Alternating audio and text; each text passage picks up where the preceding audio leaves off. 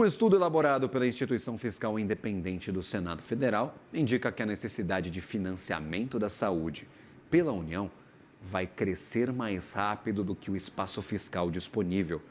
A instituição já projeta que o ritmo de crescimento das despesas tende a comprometer o teto da despesa do arcabouço fiscal já no ano que vem, já em 2026.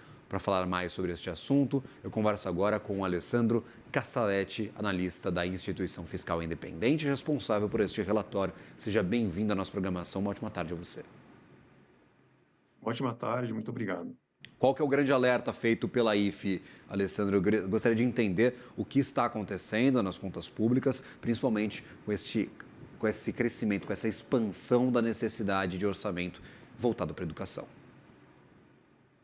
Pois é, o que a IFE já vem alertando é exatamente para esse comprometimento das regras já nos próximos anos, né? Como o senhor alertou bem, vai ser muito difícil a gente cumprir as metas fiscais que estão por vir.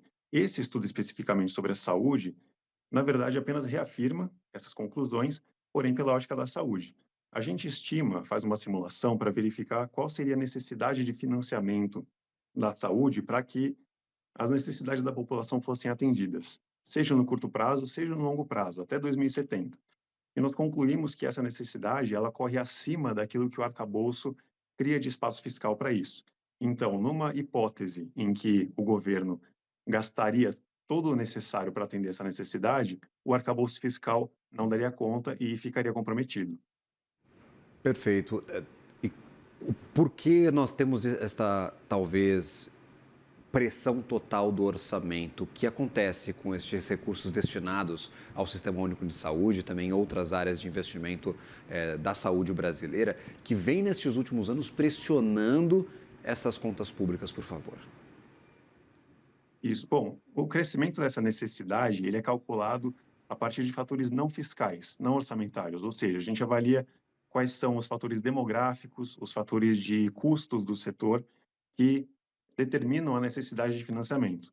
Mas, de novo, a necessidade de financiamento, ela não necessariamente vai ser atendida pelo governo com despesa de fato. Isso vai depender daquilo que as regras fiscais permitirem nos próximos anos. E a gente explica o seguinte: olha, atender às necessidades de saúde é tão importante quanto atender o arcabouço fiscal, ou de forma mais geral, a sustentabilidade fiscal. Por quê? Porque mesmo que no curto prazo a gente decidisse gastar tudo que o setor de saúde precisa, na realidade isso poderia levar a uma crise fiscal que não ia garantir a estabilidade dessa provisão de serviços ao longo do tempo. Então a gente não quer gastar com saúde apenas agora. A gente quer gastar agora, amanhã, depois e nas próximas décadas. Então atender às necessidades do setor de saúde são tão importantes quanto atender a sustentabilidade fiscal. Perfeito. E aí, por exemplo, alguns dos questionamentos que se levantam nessas últimas semanas, algumas das propostas que nós viemos já discutindo há alguns meses, referem-se ao descasamento, à desindexação do crescimento destes gastos com saúde, apesar de objetivos claros da universalização do sistema de saúde, dos serviços de saúde aqui no Brasil. Você identifica talvez uma possível solução nessa desindexação dos gastos ou a necessidade ela continuaria, Alessandro? Pois é, a necessidade constituiria aposta, né, porque ela é determinada por necessidades da população.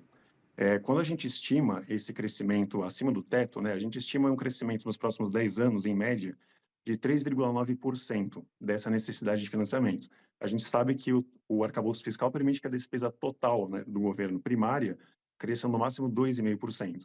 Independentemente do que nós definamos nas regras fiscais, as necessidades continuarão. Então, a pressão por atender essas necessidades vão continuar, tá? Se a gente pegar esses 3,9% ao ano, isso dá mais ou menos 10 bilhões, em média, nos próximos 10 anos, a cada ano adicional que teria que ser direcionado para a saúde para atender a necessidade. E é importante lembrar o seguinte: a simulação ela considera que a regra atual de piso da saúde, não de teto, mas de piso, continuaria válida, né? Uma hipótese de trabalho, ou seja, 15% da receita corrente líquida.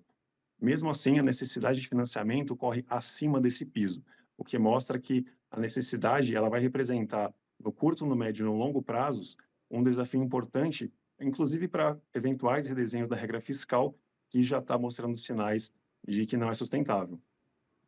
Perfeito. E aí, por exemplo, há uma menção no relatório de vocês sobre a disparidade entre os investimentos, o orçamento disponível para a saúde privada e o orçamento disponível para a saúde pública, inclusive considerada como alarmante essa disparidade, este distanciamento. Gostaria de entender um pouco mais sobre este alerta presente também no relatório, por favor.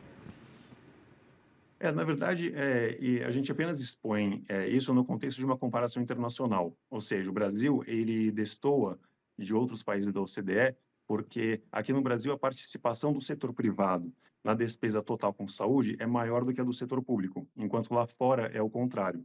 Então, do total de 9,1% que a gente gasta com saúde, segundo os cálculos da OMS, 4,1% é do setor público, aí considerando União, estados e municípios, certo? O Brasil inteiro. E 5% é do setor privado. Quando a gente faz um exercício imaginário em que a gente passa a gastar como a OCDE, em termos per capita, a gente verifica que isso se inverte, ou seja, o setor público passa a gastar mais do que o setor privado. Então, é nesse sentido que a gente expõe esse resultado. Já que você citou a OCDE, há presente neste relatório um dado de gastos com o setor de saúde aqui no Brasil, que são maiores em porcentagem do PIB do que a média dos países da OCDE, mas quando a gente vai para o gasto per capita, ele é muito menor. Onde é que está essa disparidade? Eu queria entender por que a gente está se distanciando tanto destes gastos em proporção ao PIB dos gastos per capita aqui no Brasil. Isso acontece porque, no cálculo per capita, a gente está olhando para cada indivíduo. E no exercício que a gente faz, a gente simula que cada indivíduo ele passa a gastar o mesmo que o indivíduo médio da OCDE. E aí, então, a gente passa a dobrar a despesa com saúde em percentual do PIB. Ou seja, a gente sai de 9,1%, vai para 19%, aproximadamente o dobro, né? Claro que se a gente olhar em percentual do PIB, estritamente, o Brasil está muito próximo da média da OCDE. Mas no nosso exercício, a gente simula que o indivíduo ele passa a gastar o mesmo que o indivíduo médio da OCDE. Como nós temos uma população muito grande, a nossa relação população-PIB é diferente em relação à OCDE, porque nós somos um país mais pobre, então ocorre esse efeito. Quando a gente considera o per capita, quando a gente eleva o nível da saúde por indivíduo, aí então, no cálculo agregado do PIB, a gente vai de 9% para 19%. Perfeito. Alessandro Casaletti, sempre bem-vindo à nossa programação. Obrigado por compartilhar estes destaques gerais do relatório que vocês emitiram recentemente sobre este crescimento da demanda de orçamento do setor de saúde, pressionando as contas, principalmente da administração pública. Sempre bem-vindo à nossa programação. Uma ótima tarde, uma boa semana a você. Muito obrigado, uma ótima tarde e aí fica que agradece. Agradecido.